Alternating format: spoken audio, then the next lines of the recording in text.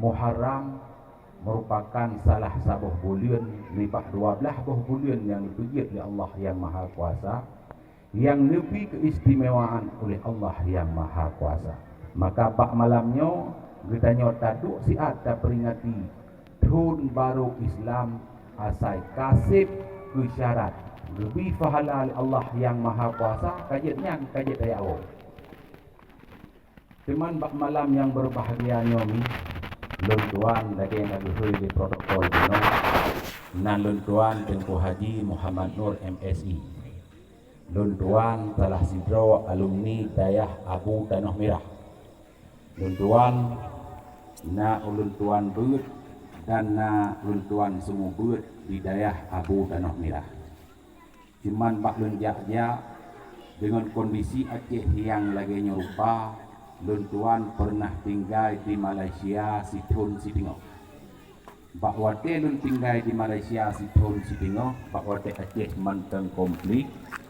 Luntuan bekerja sama dengan secukup NGO asing di Malaysia untuk bantu ubat masyarakat Aceh yang na di Malaysia. Maka bak watenya gekun-kun dengku manu NGO. Lihat Situn Sitingo lun di Malaysia, dengan doa-doa drone Bandung lun berangkat hijrah ke Amerika. Lun di Amerika tinggal di Pennsylvania. Petun lun di Amerika. Dia tinggal di Amerika petun dino lun wo kena wajah dikenkun tengkuman no Amerika. Untung hana lunjak ke Israel. Menelunjak ke Israel tu nawa kena jateh bomnan ke kumano Israel.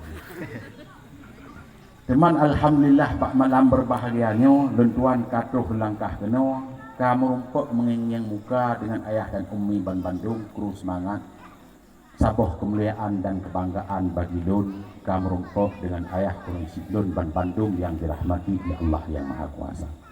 Dino luntuan lagi pegah liabi na pimpin sabuh pasantren di Guha Jepang, lebih kurang na santri seredup 25 tahun. Dino tengah lun pegat pembangunan di Cergapur bak binih jalannya. Mogah-mogahan kukunya sebahagian santri yang hana muat di sini akan tempatkan di sini. Dan bila Allah di sini nasi pula SMK jurusan teknik mekanik industri dan teknik pendingin tata udara. Bila Allah dengan doa-doa don Bandung, anak yang tinggal di Sinan, lagi pihak Leabi, Hana, Tacok Jaya Saku, Takupri. Teman di samping ibaknya, gedenya bak malam berbahagia nyomi. Gedenya kalon cip baju. Yang bahwa bak malamnya